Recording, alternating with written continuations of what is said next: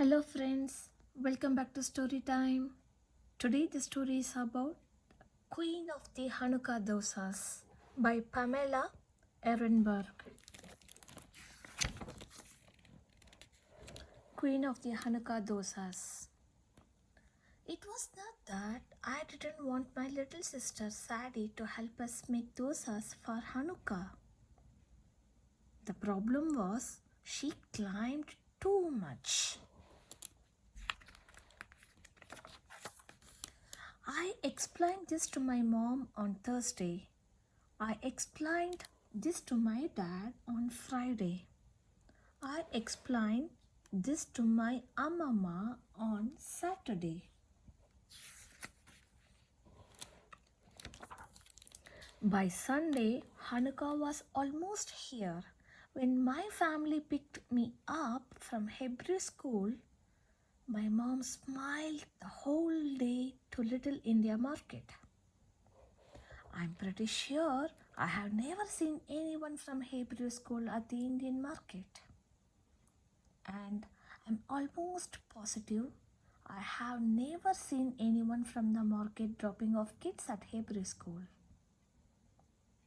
But I'm absolutely 100% confident I have never seen anyone from either place climb as much as Sari does. Couldn't she have stayed home? I asked, but nobody answered.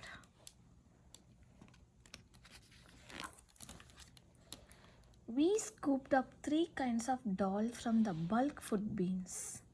I had just placed a sack of rice in our cart when I heard Sadie yell, "Up, up!" I turned around in time to see her climb up a pyramid of coconut milk. Cans rolled everywhere. "Come down, Sadie," said Amama. But Sadie didn't move.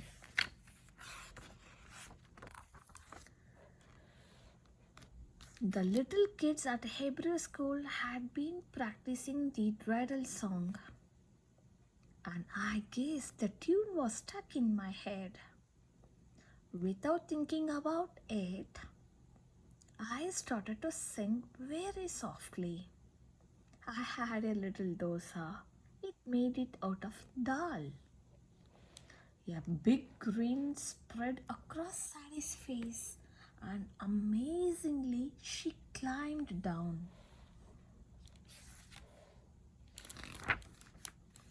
At home, the dal and the rice had to soak for a long time.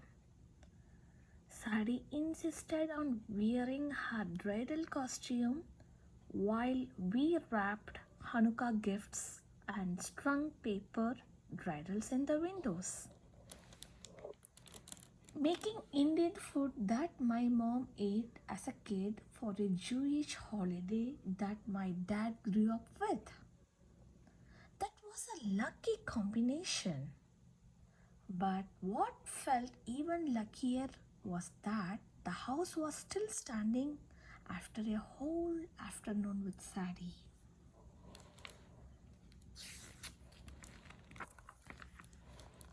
When the rice and dal were ready, we pulverized them in the grinder. "Up, up," yelled Sari, climbing onto the counter to push the button. "Come down, Sari," said Mom. But Sari stayed where she was. Was there a chance the song could work again? Just in case, I started to sing very softly. I had a little dosa. I made it out of dal. Sure enough, Sadie grinned and climbed down. Finally, I added just a little salt. "Up, up," yelled Sadie, climbing onto the bench and knocking the salt out of my hands. "Come down, Sari, said Dad. But the smiling Sari stayed put. Now I was an expert. I could handle this. One more time, I sang very softly. I had a little dosa. I made it out of dal. This time, Sari giggled when she climbed down. Monday afternoon, we all rushed home from school and work. It was time to make the dosas. Just like the Maccabees, my mom rubbed oil in a pan called a tawa where we cooked the dosas. When my mom lit the stove, the flame burned as brightly as I imagined. The temple light burning all those years ago. The dosa sizzled in the coconut oil and our whole house smelled like Hanukkah. Mama turned off the stove, put the last batch of dosas in the still warm oven, and went upstairs for a nap.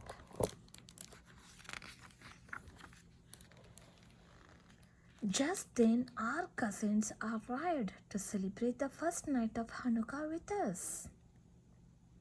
Mom and Dad and Sari ran outside to say hello. I followed them outside and almost didn't notice when the door clicked shut behind me. Uh-oh! Mom jiggled the doorknob. Who's got the key? Called Dad. I pressed the doorbell over and over, even though we all knew it was broken. My cousins banged on the door, but Mama didn't hear us. Up, yelled Sari. We ignored her and started at the doorknob. I imagined the bowls of sambar on the dining room table, ready for us to dip our dosas into. I could even smell the dosas through the kitchen window, which Mama had opened to let out the heat. Up, Sari yelled again. This time, we looked at her. I was too big to fit through the window. But without her bridal costume, Sari had a chance.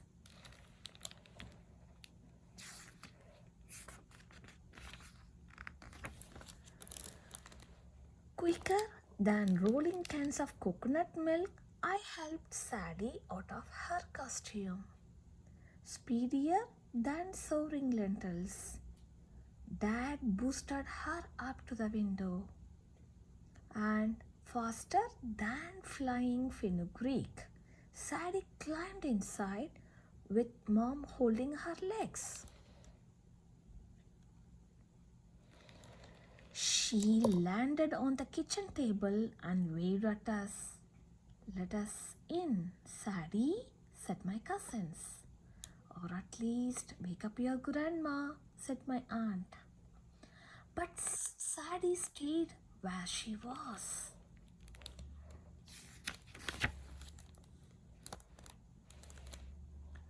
Would my trick work with an audience this big? Was ready to try. I started the song. I had a little dosa. I made it out of dal. But this time Sari didn't climb down. Instead, she grinned and clapped her hands and kept looking at me, waiting for more. If only I would known what else to sing. But it was hard to think with the smell of dosas making me super hungry. I imagined gobbling up 100 dosas, then filling my plate with more. Suddenly, I knew how to end the song. I sang. It tasted very yummy. I had to eat it all. Sari burst out laughing. Then she climbed down and opened the door for us. Everyone rushed inside. Mom went upstairs to wake Amama.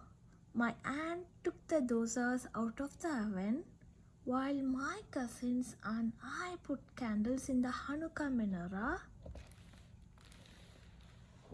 Up, up, yelled Sadie. Dad lifted Sadie, queen of the Hanukkah dosas, onto his shoulders as Mom and Amama came downstairs. It's a good thing she is such a great climber, I said. I always knew her climbing would come in handy. Mom's eyes shone as brightly as the candles. Dad said, I wonder if Judah Maccabee's big brother was surprised when he turned out to be useful. I grinned as I piled dosas on my plate, filled a cup with mango lassi, and ran to join my cousins. The end.